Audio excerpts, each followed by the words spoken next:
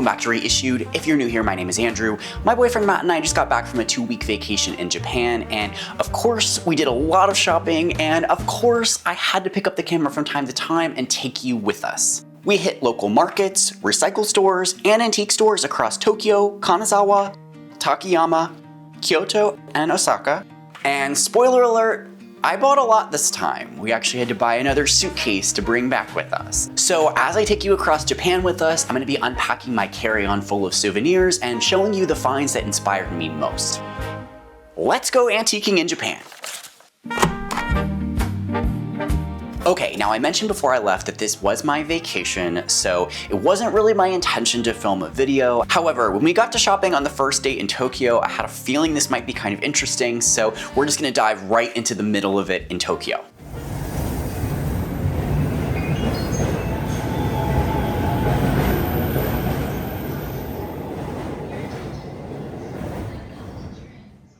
Our first stop here in Tokyo is going to be the Tsukiji fish market. We actually visited here twice last year, once at the beginning of our trip and once at the end. If you want to see where we went last year, I'm going to link that video down below so you can check that out as well. It was definitely a very different shopping experience last year. We didn't buy nearly as much stuff across different places. However, we did buy a lot of pottery at this fish market last year, so I didn't pick up too many more things here. Matt did pick up a couple sets of really beautiful smaller bowls here to use when we entertain, but otherwise, I feel like I mostly got my pottery fix last year. The only thing that occurred to me while I was there that I might need was a little cup to use as a toothbrush holder in the primary bathroom. Of course, I could use a number of things for this, but why not a beautiful piece of Japanese pottery? So I picked this one up and took a look at it. Ultimately, these were not hand painted, so they were not maybe as unique as I would want. I also wasn't sure about the colors, so I ended up putting those back. However, I did end up picking up 4 more of these little paper crane chopstick holders. I actually bought some just like this last year, so I had 4 already, but if I wanted to entertain a larger group of 6 to 8, I thought it might be nice to pick up some extras as well. And also, I'll note right here at the beginning that this market maybe doesn't have the most unique, like handcrafted things, but I do get the feeling this is kind of a wholesale situation because we did see many of these same items in stores all across Japan at much higher price points. So for example, the chopstick holders here were about 300 yen each, which is just under $2 US, but we did see these exact same paper crane chopstick holders all across Japan at 2 to 4 times that price point. So this was the best price we saw. I remember that happening last year, so I went ahead and picked up more of these here. For our second stop, we made our way over to the Yanaka neighborhood. This neighborhood has a preserved historic street. It's kind of a mix of shrines and temples and shops and things. However, we stumbled across this little antique shop. It's a little bit hard in Japan. Sometimes things aren't really clearly labeled, or it's kind of hard to see from the outside into the store to know what you're getting into. So there were many times in this trip that the shopkeepers put some items outside that lured us into the store and let us know what we were getting into. And this was definitely one of those cases. They had some really cool pieces outside already.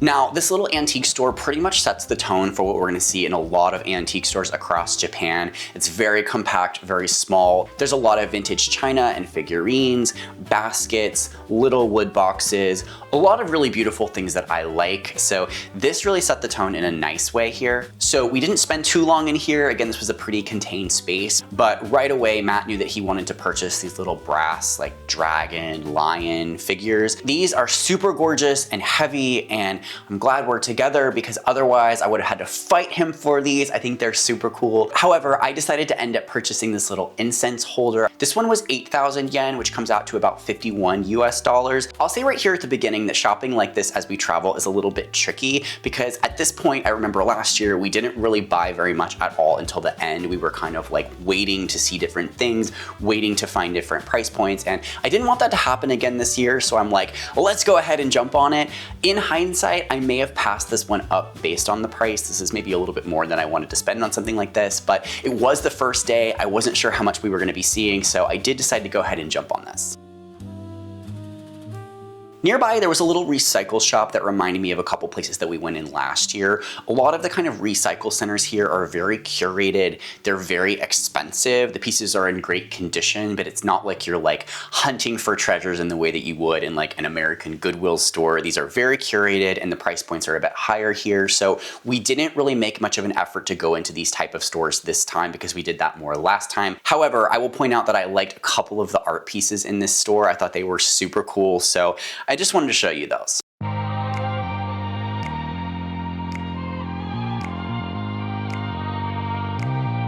Also in this neighborhood was a little cafe that had this kind of market attached to it. There were some really cool art pieces and little vintage things. I think the covers on these books are so gorgeous. When I get into book binding, I'm definitely keeping this aesthetic in mind.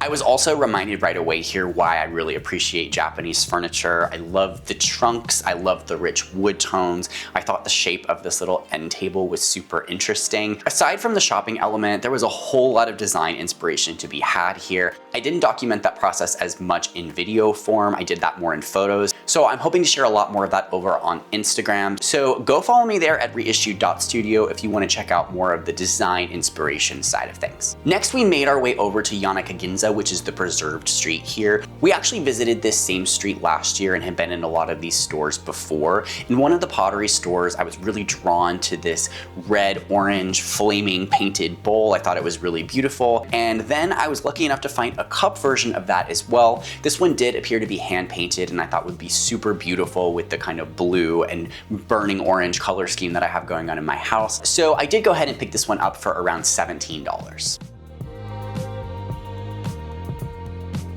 Then we spent way too long looking through these little $2 chopsticks outside here. I know we bought some chopsticks here last year as well. I went back and forth on the kind of thing that I wanted, but I ended up going with these kind of sculptural wood chopsticks. Matt got really into research on the best kind of chopsticks, and the best ones have a little bit of a finer point so that you have more dexterity and control when you're using them. So the ones that I picked up do not have the finest point, but I just thought the aesthetic of them was really beautiful and a little more aesthetic than the ones that I have in my house already. So I did go ahead and pick up a set of 6 of these as well. Toward the end of the street, we popped into this really beautiful store that had everything very natural, like cleaning supplies and storage materials and little tote bags. And it was just such a welcome difference to the kind of like plastic-centric version of these that we see a lot. And it got me inspired to replace some things that I have with more natural materials. These things were more expensive, but clearly were built to last. So I didn't purchase anything here because I didn't really want to drag it all the way back with me. They weren't really unique enough for that or at a price point that I wanted to drop at this time. However, it did get me thinking about making the everyday things really beautiful and trying to get back to using more natural materials in every aspect. The next day, we made our way over to the Ueno neighborhood. This little shopping street was kind of like underneath and between the train, so it was very compact and gritty and bustling. In general, it was a bit more food-centric, or the wares were a bit more generic, so I didn't film that much here. However, we did pop into one clothing store called Mode Off. Matt found this really cool jacket sweatshirt thing that he thought was my style, and I agreed. It had kind of a vintage military kind of element to it. It was fulfilling my kind of puffy bag lady fantasy that I've been feeling lately in my clothing. So I definitely wanted to pick this one up and shop around a bit. In general, this store is very equivalent to like a Second Street Vintage or a Buffalo Exchange, Crossroads Trading, those kind of curated secondhand clothing stores that focus on specific trends or brands. We hit a lot of stores like this on our trip last year in the Harajuku and the Shimokitazawa neighborhoods, and we weren't really looking for that again this time, so this was the only store we went to like this. And this was fun and the prices are good, and if you were looking to build a wardrobe from scratch, you definitely could do that here for an affordable price. However, I just felt like I was not really shopping for clothes too much. And also, as I mentioned in last year's video, a lot of clothing like this is imported from America. So I might as well just go shopping here, right? Ready? Yeah. You ever seen anything like this? Crazy.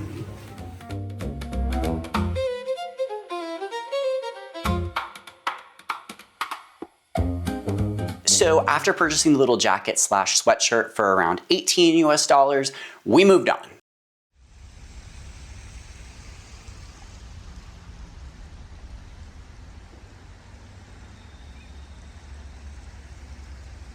All right, goodbye Tokyo, hello Kanazawa. Now, on our first trip to Japan last year, we basically just hit Tokyo and Kyoto, the kind of major cities that we wanted to see, but this time we wanted to go a bit more off the beaten path and see what else Japan had to offer, to see if maybe the areas that were less touristy and less metropolitan had more interesting finds, and what do you know? They did. So on our first morning there, we ended up visiting the Omicho market. This is kind of a touristy, like, main destination that you're meant to visit when you're in the area. It's like a food market, lots of fresh fish, but they have some other things as well. One thing I'll note here is that Matt and I have found together that sometimes starting with the more touristy things kind of gets you in a general area and can allow you to make those like hidden discoveries about a place. Anyway, we definitely picked up some food here in the market, but we also got some clothes. This one that I'm wearing today, we found in a little clothing market there. It's like a jacket and pants set. These are actually called samwe, and in Japan they're worn as like workwear or loungewear or sleepwear or like everyday wear. They just can kind of be anything. And so I thought I wanted to live my life like that as well. And so Matt and I both picked up a set of these in this denim look. I think the denim is a great way to capture a bit of the Japanese style and flair, but in a way that's more wearable and everyday. So I've worn these a ton already in a number of different scenarios, layering up with different things. I absolutely love these. And although these were on the higher end of things that I spent, these were like $58 for the set. I feel like for a top and bottom set, it's a pretty good price. And from my research, that's less expensive than it would have been if I'd waited to come home and then ordered something and had it imported.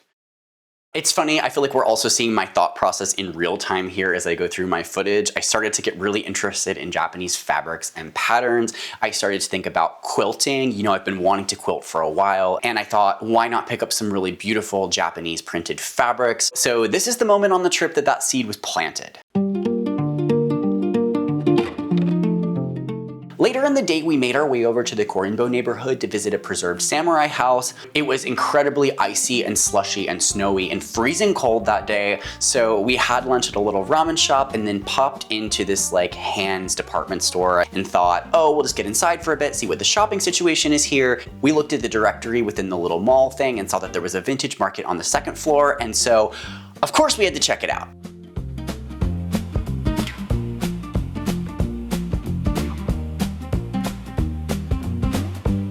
Right away, my impression here is that they had a lot of really cool things at super affordable prices. I'm sometimes hesitant to want to shop antique markets when I'm in the US because I know that so many of the items there have been picked up at thrift stores and curated by the shop owner or booth owner, so you're basically getting a markup on the same thing that I could have found myself if I dug hard enough for it, which I have the time to do it. That's what we do here on the channel. But in a lot of the antique stores here, especially in the less touristy areas, I did find that the prices were super affordable. So that made antiquing seem to make a lot more sense for me instead of thrifting, I guess.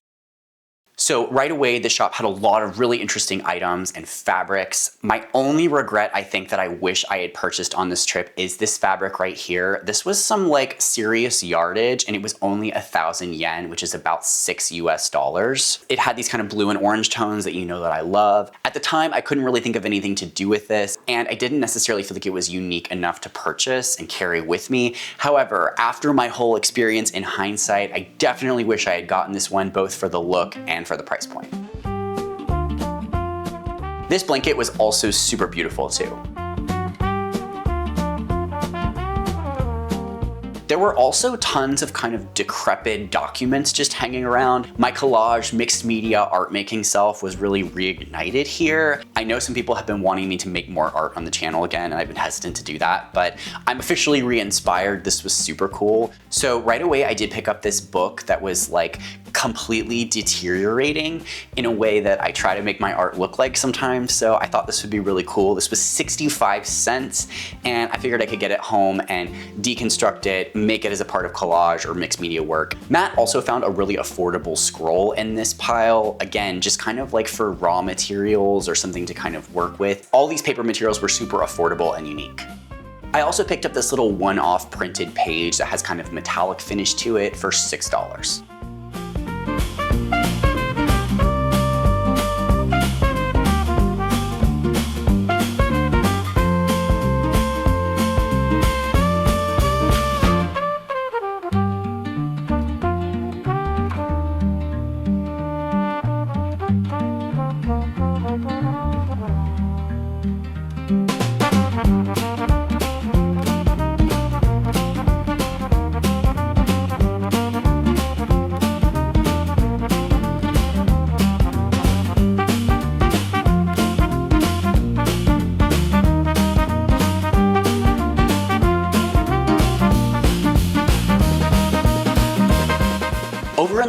area of the store, there were tons of books and some artwork, and then tons of like sound equipment and records. There was another customer there that actually bought some vintage speakers while we were there, so that seems to be a big part of their market. At this point, the fabric hoarder in me was alive and well, and so I was flipping through fabrics, and I ended up purchasing this one for around $16. I don't really know why, I just feel like the color palette of this really spoke to me. At this time, I was really thinking about these kind of natural colors of rust and amber and these like warm bluey greens, and this just felt like such a distillation of what I love design-wise, and I feel like I needed to purchase it to like document that moment of clarity in my design style. I'll touch on that a little bit more at the end of this video, but I just felt like I needed to pick up this fabric. As we shopped around, Matt found these really cool triangular pillows. What a unique shape. Why are we not doing this already? And then I came across this copper lamp that I just fell in love with in the biggest way. I did a little Google reverse search on this and found that this was an antique heat lamp. This probably has been rewired just to work as a decorative lamp, but I just thought the look was super cool. And so at this point, we took everything up to the shop owner with our Google Translate app and said, how much are these items? Because the pillows and the copper lamp did not have prices on them. And he informed us that those were display only items. And so sadly, we ended up taking the items and putting them back where they were. But in that process, a very nice woman approached us and said, this is my side of the store. Those are my items that were display only. Do you want to purchase them? And we came to an agreement about the price together, and she sold us those items. So I ended up getting this lamp for 8,000 yen, which is about 51 US dollars. And yes, I did put this in my backpack and carry this with me everywhere that I went, through airport security, got stopped twice for it, but it was worth it. I love it. I think I'm gonna put kind of an antique bulb in it. I did test this out with an LED bulb and it works. It does not heat up. So this is just gonna be a beautiful decorative moment. I love this piece. I think this is one of the best finds of the trip. It's just a bitch fit in the hotel room the other morning. Like, I got too much stuff. I got 2 suitcases. I wanted to buy souvenirs and I filled it with sweaters. What am I gonna do? And I was like, ooh, I'll buy these pillows. Okay, I'm gonna ask you a question. Before we left the house, on our way to the airport, what was the number one thing you were the most stressed about? I was the most stressed about? Mm-hmm. You said it was your nightmare. Oh, having too much stuff and being in people's way? Was it not, did you not freak out multiple times about the weight limit of your bag? Oh, it was different. So what have you purchased on this trip? A very heavy lamp, but if I take a bag, I need to take a bag. I just don't want to pay for it if I don't have to. It's just my stupid clothes.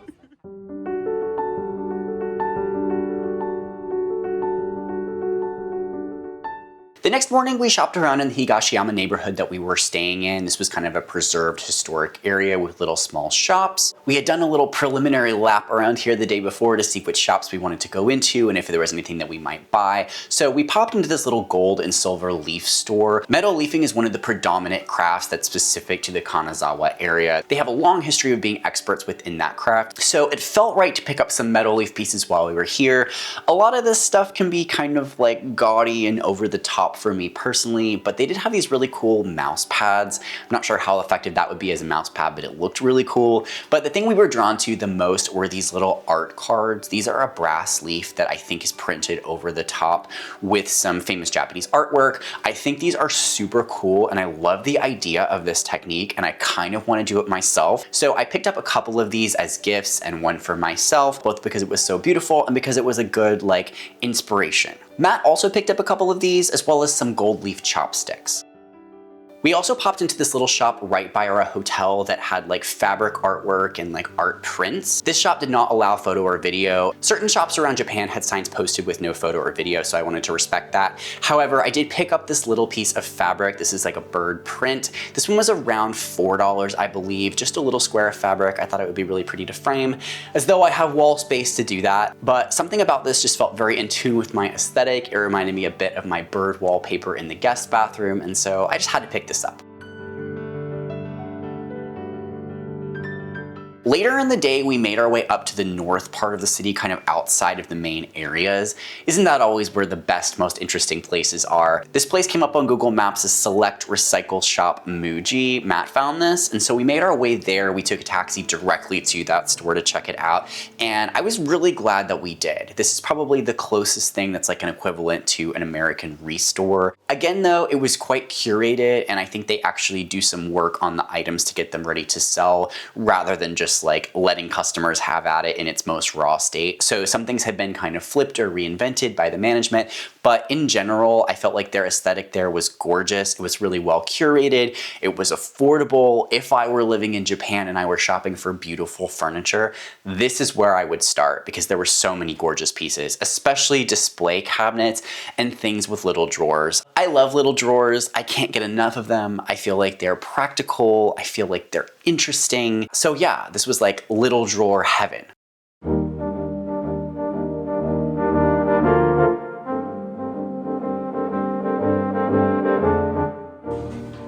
I don't need another scale. This one doesn't work, so we'll just go for X. I'm okay with that. I'm okay with that. In addition to all the really beautiful and unique vintage items here, I also was paying attention to how they displayed things in the store as kind of like an exercise in juxtaposition, in styling. They would have like a really ornate mirror with these kind of like clip-on industrial lights with it. Or like a gallery wall of random items that had a large frame around the edge to kind of contain it and unify everything. I also loved the idea to use a vintage clock as a light fixture. I saw a lot of really amazing clocks around Japan, and I'm not sure that I would know how to fix one myself, but if you could find something really cool and beautiful, repurposing that as a light fixture I think is a super cool idea. I also thought that this glass cabinet full of these like preserved plants in jars was a little creepy, but also kind of fascinating. I'm wondering if we want to do something like that in the conservatory and some of the areas that don't get as much light or can't have living plants, maybe to do something in some cool glassware to get kind of that like witchy apothecary plant feeling. I don't know, let me know what you think. Is that too weird?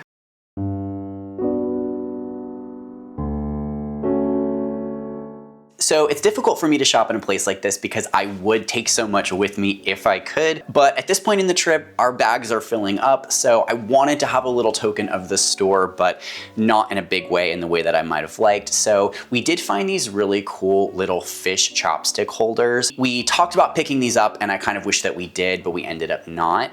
I also dug through and found some little tiny fabric pieces. Again, I'm a fabric hoarder, I know it, I admit it. I thought these little cotton prints were super interesting. I love the colors here, and these were like 65 cents a piece. I figure I might be able to use something as like a mat when I frame a small piece of art, just to give a little bit of color and pattern and capture that kind of Japanese feeling. And then I also decided to pick up these little copper trays for $4 each. I think they might be really cool framed together as a set, not behind glass, just as a way to give something that has a little bit more texture. I love the copper element of this. And I also really wanted to support the shop and their mission to preserve and recycle. So I ended up walking out of here with the 2 copper trays and the 2 little fabric samples for just under $10.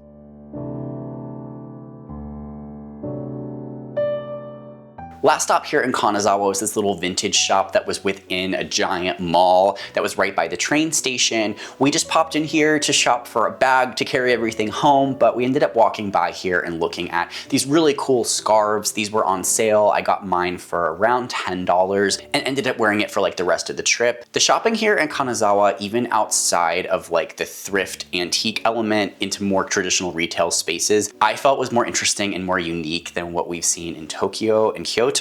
So I don't know, I would come back here just to go shopping in like a mall. I thought the brands were super interesting, and having a little vintage shop like this within the mall just felt super cool.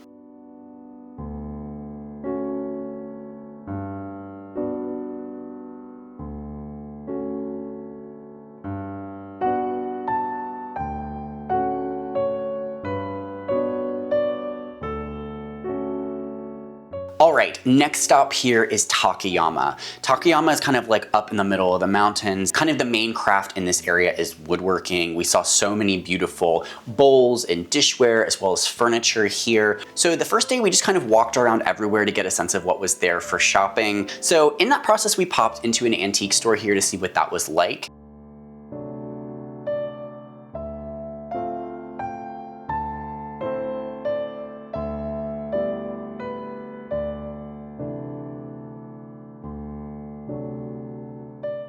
In general, this store was a bit pricier than some of the ones that we'd looked in before, but they did have some super cool like glass light fixture parts.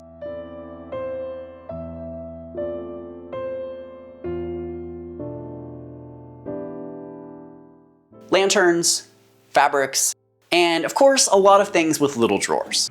I've never seen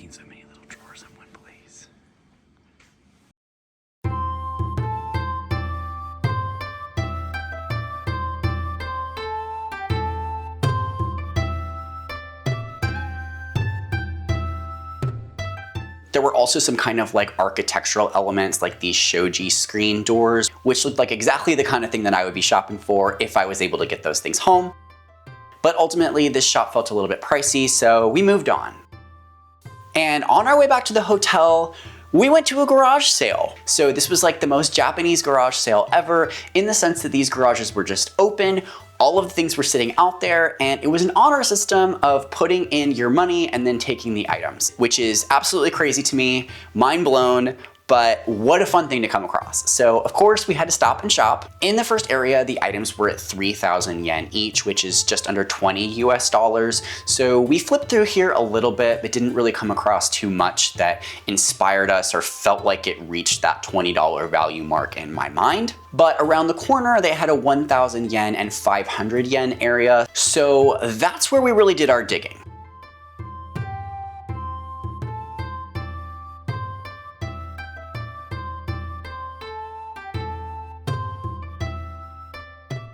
From the 1,000 yen area, Matt picked up this little scroll. This blue color was just super unique and beautiful. I thought that was a great find. And being the fabric hoarder and the cheapskate, I found myself in the 500 yen area looking at fabrics. I found this like kind of steely blue wave pattern silk that I thought was gorgeous. And then they had a couple of different off-white colors, and I ended up picking up this one as well. So I ended up spending 1,000 yen here, which is just over $6 on two beautiful pieces of silk. So not too bad.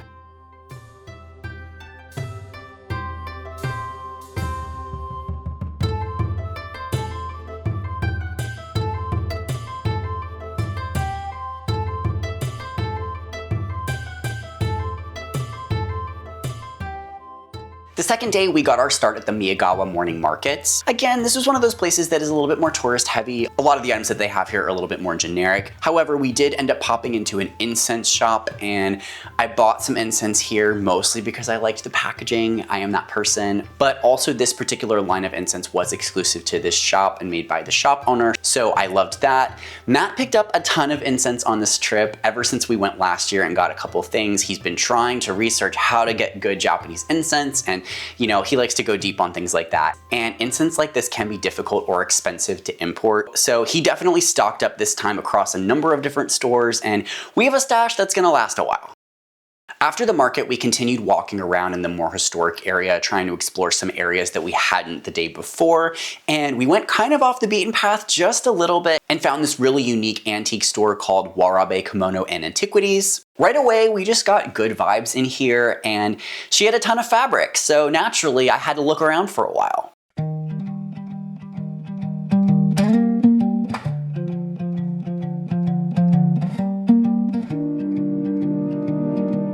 So I started digging and pulling at fabrics. At this point, I had the thought, okay, what if we don't do a cotton quilt? What if we use kimono silks and do something really beautiful and high-end and complicated, because that's what I like to do. And so at this point, I was shopping with the intention of creating kind of a palette of items that I could put together in a really chic, unique quilt.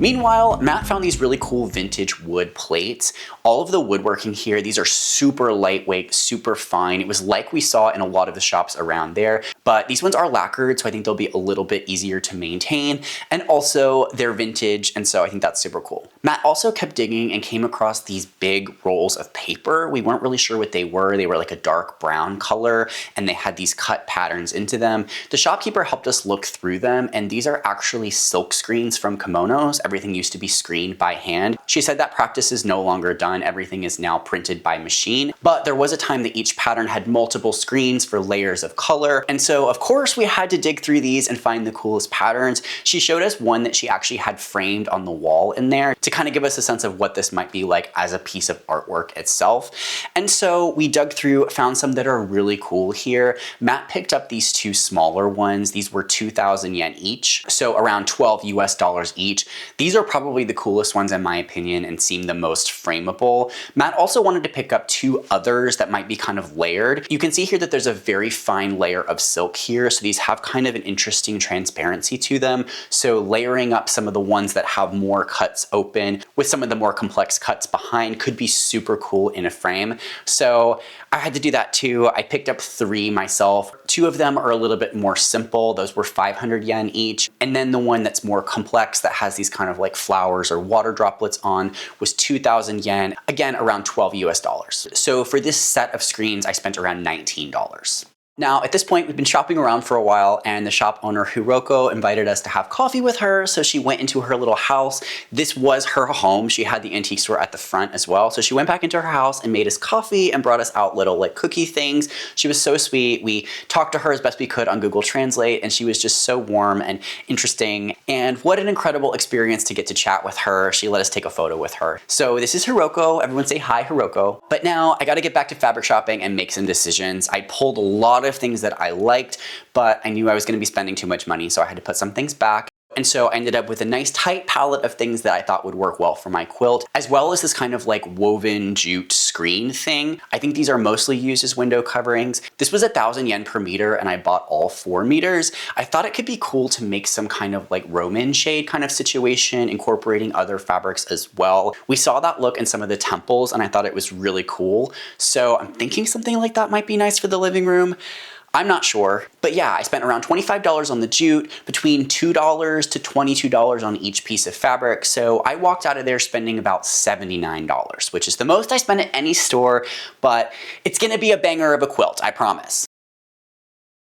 Now, we were on a roll here. We had some really good finds, so we just decided to shop around to a couple other antique stores here. Again, they kind of sucked us in with the beautiful things they had outside. Unfortunately, a lot of the shops here were very difficult to shop in because they were either so crowded, it was really hard to get around, they didn't have enough lighting, it was hard to see, or they had a very strong kind of like gas or like maybe coal smell, which it made it difficult to want to shop in there for very long. So even though they had some kind of cool things, we did move through those a lot more quickly than we had at Hiroko's shop. Again, maybe if I hadn't just dropped $79 on fabric, I would have been more keen to keep shopping around for longer, but it was good to move on.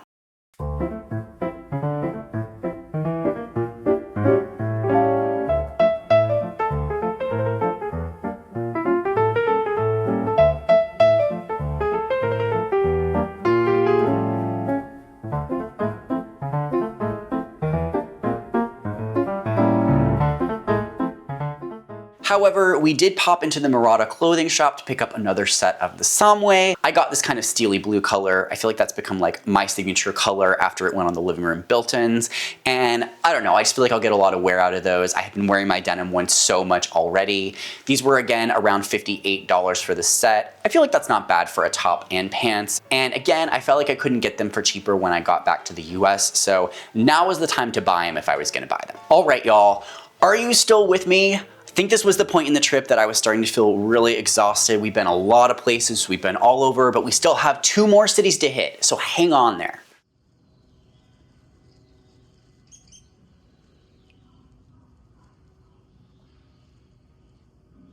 So next we made our way back to Kyoto. Again, we visited here last year and loved it. We visited a lot of temples. My feeling about it was different this time after just coming from Kanazawa and Takayama, because those were places that, again, had really, really interesting and unique finds from a shopping perspective, but also everyone there was like so warm and so interested. They're like, where are you from? I just got the feeling that they don't get a lot of tourists there in the way that Kyoto does. So getting to Kyoto, there was just kind of a general vibe that like, you're a tourist and we're over you, which fair, by all means, but also same. We were in a lot of areas that had a lot of tourists and I'm like, yeah, this is pretty annoying. So with that said, we didn't do as much shopping here. We focused more of our efforts on visiting the temples, which was amazing. However, I did pick up a couple of things. So over in the Kiyomizu neighborhood, we went to a fabric shop that we actually went to last year as well. And so we popped back over here again just to see what they had and how it compared to what we had already. And they did have some small rolls of silk for 800 yen each. So I picked up a couple of solid colors to work with my quilt. Not that I necessarily needed them, but I have kind of an image of my mind of this kind of like paper crane quilt situation. So I definitely wanted another shade of white or cream to work with the one that I found at the garage sale. And then I also picked up some brown shades that I thought would provide a nice dark base as well. So I picked up these 3 rolls for around $16. Also in this neighborhood, we did come across another antique shop. Again, I felt like we were kind of at our limit at this point. We'd seen a lot of pottery, we'd seen a lot of fabric, but there were some pieces here that were still really beautiful. I felt a little bad for Kyoto. I feel like if we had visited earlier in the trip, I might have better things to say or more finds from there. But at this point, I was a little burned out, I'm not gonna lie.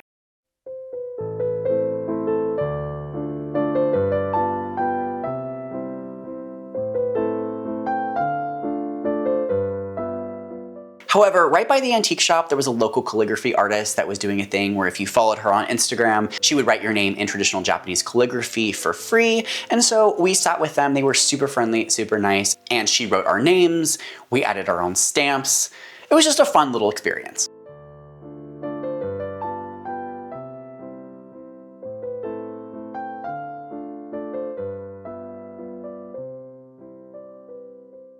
Now, one thing to keep in mind here, if you're wanting to make a kind of like kimono fabric quilt like I'm gonna do and you want to do it at an affordable price, Kyoto has about 8,000 kimono rental shops around the city. And so we saw one that was doing a sale on some of the kimonos that had damage. Again, people wear them, they either get wear and tear or they get stains on them. So if you were looking to pick up really pretty Japanese silks at an affordable price, this might be a really good way to do it. At this point, I had a lot of fabric already. I didn't really want to spend more money on it, but that could have been a really cool thing in itself, just shopping around those rental places and seeing what they were selling off.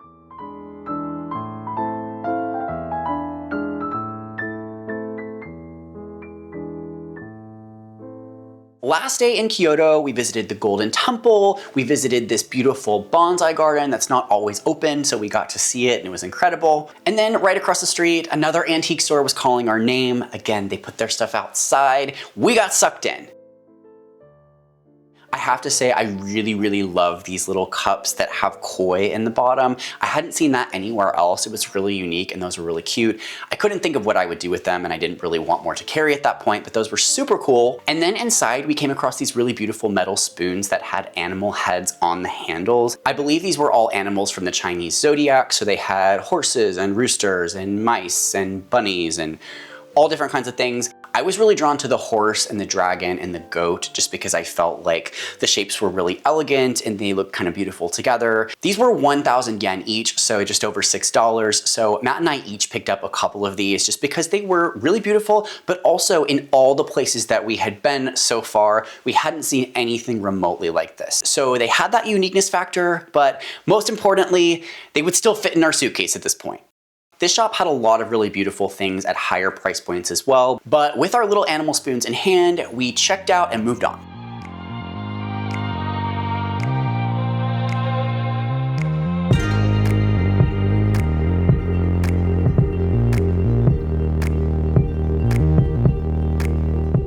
All right, last stop on the trip is Osaka. Osaka is like a 45-minute train ride outside of Kyoto, so we just went for the day just to see what it was about. We heard mixed things from different people and we needed to know what it was like. Ultimately, we really loved it, partly just because we were having a great day and that helps, but I thought the city was such an interesting mix of this like retro element. It had these rivers and historic buildings that felt a bit like Chicago, but it also had all these crazy signs and animatronics that felt kind of like Vegas. So it was just like this crazy mashup of things all in one place. I loved it. We definitely want to go back. The only real shopping that we did here, again, we were here for one day, was we went to Kitchenware Street. It's literally called that on Google Maps. This is again kind of like a wholesale market for restaurants. So a lot of pottery here, kitchenware, but the real thing that we wanted here was lanterns. We've seen lanterns everywhere. Where do we buy them? We finally found some. So here in the lantern shop, they had tons of options. Some of these are actually paper, so they're indoor only, but a lot of these are kind of a vinyl material, so they're able to withstand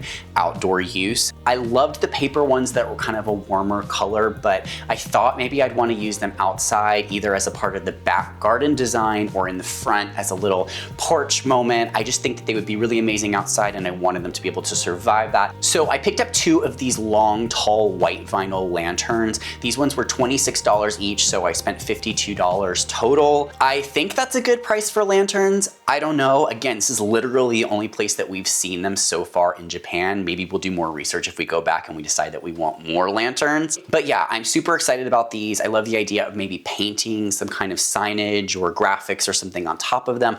I'm not sure. Now we have them, we can figure it out.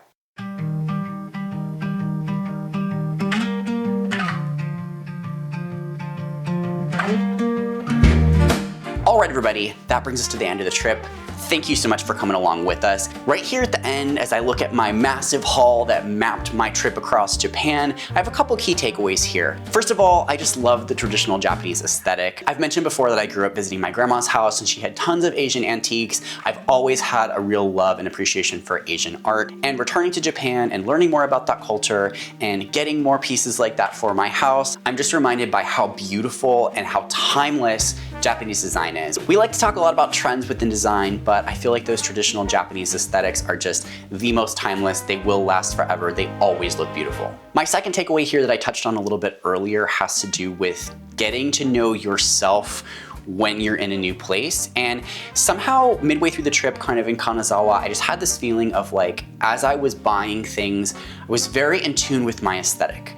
I was able to say like, this is my color palette, this feels like me. And there was something very satisfying about getting home and laying everything out together and seeing some level of cohesion, even in ways that feel disparate, right? We have some like bolder, punchier colors, some kind of like graphic, kitschy moments, but also some colors and fabrics that are more layered and murky. I don't know, I guess I just felt like sometimes it's hard when you shop to know, do I just like this right now? Or is this representative of me and gonna integrate well into my design sense? And it felt like for the first time I have a real sense of who I am and what I wanna say with design and how to pluck elements to be a part of that world that I'm creating. And so that just felt really satisfying. And then my final kind of ironic takeaway here at the end is that I just have too much stuff. In our hotel in Kanazawa, there was a room that just had these tatami mats. There was basically nothing in there at all. And it just felt so nice to go into a space that was really clear and empty and allow myself to be alone with my thoughts. I think it's difficult. As I return to my space now, I feel like there are so many things to do or that need to be done or that needs to be clean or this project needs to be done. And so I rarely have a time that I'm able just to sit with my thoughts. And in addition to that, there's always a pressure to be on social media or to be watching something or doing something at all times. And there was something so wonderful about just allowing myself to think. And I felt more creative than I have in a very long time. And so I'm thinking about how to get back to that feeling, about how to streamline, about how to minimize, clear out a little bit to allow space for my thoughts to move forward and expand. So on that note, stay tuned for next week. We're gonna be doing some decluttering.